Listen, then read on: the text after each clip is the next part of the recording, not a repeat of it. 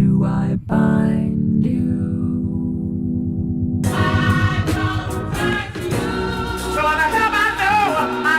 Yup, what is the deal, good people? It's your boy Tawan, back again from lifestylesdefine.com. Today we are talking about this sneaker that how I once thought that would have been much more received than the release. And I'm talking about none other than the True Blue Air Jordan 3s. So I'm gonna try to do something just a little bit different than the typical review, sneaker review, close-up shots, yada yada yada. Today we talking about I want to do 3 comparisons. So I have before me the 3 pair of Air Jordan True Blue 3s, but I have on my left, I have me and my peoples. We shout out to Nike Soho. Shout out Nike and Nike Soho. The store is definitely amazing. It's about 3 or 4 levels, about 4 levels. And on the very top, you have the Air Jordan apparel, Air Jordan footwear. You have the mini basketball court where you can shoot around, what have you, with some of the workers that are there. So in the middle, I have the Finish Line edition, which they actually released. It was like the quick release of the Finish Line True Blue Air Jordan 3s. It must have happened, I want to say, about 2 days before Thanksgiving. And then you have the Foot Locker edition. So the Foot Locker edition have been actually un-DS'd. So I just a brief story. I was able to win about 4 pair of the Air Jordan 3s. Obviously, the sneaker was very mass produced. It was a lot on deck. It was a lot in stores, and it made the sneaker very easy to obtain. However, that played a part in a lot of what I'm going to talk to you guys about the Air Jordan True Blue. One in particular situation that transpired with the Air Jordan True Blues, because there were so many versions, well, not versions, but so many mass-produced Air Jordan. Whenever you mass-produce something, the issue that you come across is quality control. And that's like the focal point of what I want to talk about here today. I'm going to go into it. My mind is like rambling, but I just want to get my points out and let you guys know exactly what I mean about quality control. So, shout out Ramon. This might get a little bit lengthy. He's probably going to be like, what the fuck?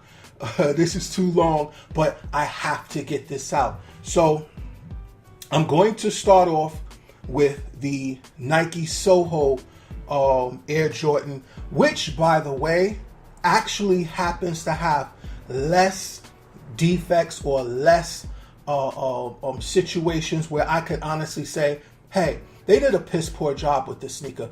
Oddly enough, the Nike Soho version was basically fine. So here you got it. Here it is. Air Jordan 3 True Blues. This is the OG pair. So what I want to do first is start with the silhouette. Typical 3. On the bottom, you have your white, gray, and red. Nike in the center heel portion. You have your traction control right up in here. Your circular traction control with your circle in the middle. You have your star traction in the front, very much borrowed from things like the Air Force One, so on and so forth. Nothing much more about the sole. You have a white midsole Phylon. Be careful with this. If shout out DJ Dells, he did say and make mention that when you don't wear your sneakers Not applying that even if you wear them around the house, not applying that pressure to a sneaker allows this is all paint right along here, right along the air sole unit, the visible air sole unit, all the way stretching to the front to the back. This piece here does crack. It will crack if you do not wear your sneaker. That's something that he would, I think maybe you guys may not have understood where he was coming from, but this is definitely an issue. It actually happened with my Bread 4s, and it is what it is. I'm not really concerned with it, but don't forget to just put your sneakers on, wear them along or around the house. I personally feel like if it's worn in-house, they are still DS.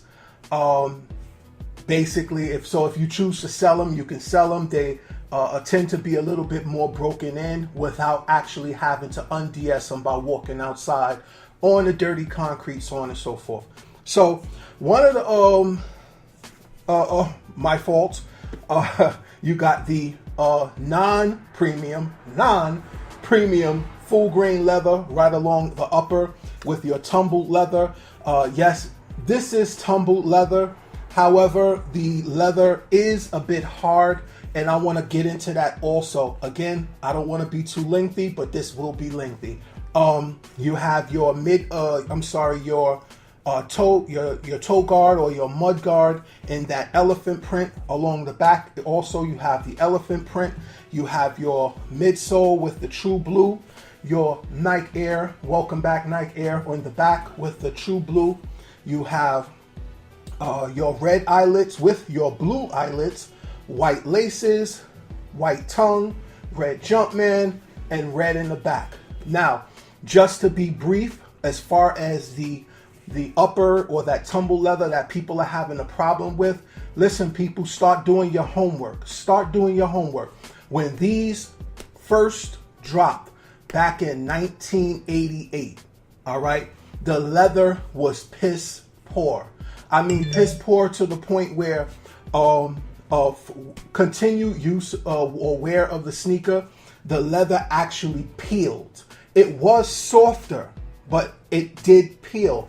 This leather will not peel or should not peel. I mean, it peeled bad. The leather quality might have felt better, but it was in fact not better. But I mean, I really can't say how well this leather is, or faux leather, or fake leather, or pleather, but it is good. It's not bad. It's not good. It's right. It falls right in the middle.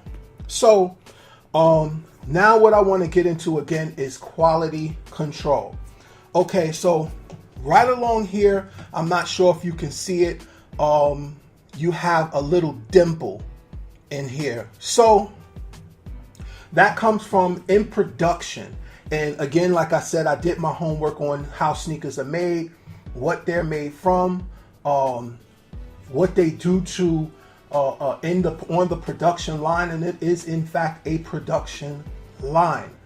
So there is a piston, all right, that the shoe is fitted to, and well, it's kind of sort of a piston.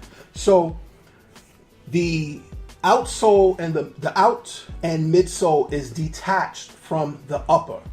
All right. So now what they do is they set the upper in kind of a press, and a piston they put something inside the shoe to secure it. And there is two pistons that come down simultaneously. One on this portion that's inside the shoe, and another towards the front. So what they're doing is they're pressing the upper of the shoe down into the outsole, because the outsole is warm. They want it to kind of mold to the upper, and so then once this piston rises, they take the upper from the outsole and it goes to another process. So this piece here, this indentation, if you can see, is a piston mark. So, now if I want to be petty, I can be like, I'm not with it. They should have did something about that. I'm not with it. I'm not with it. But however, it's not that big of a deal. It's not that serious. So I didn't give it that much of a thought. But excuse me, yes, this does come with certain defects. Now, the only other defect that I can see is on that midsole. If I can get right up in close, maybe you can see it. Let the camera focus. There is a dimple, or what I like to call pits. If you can see right there.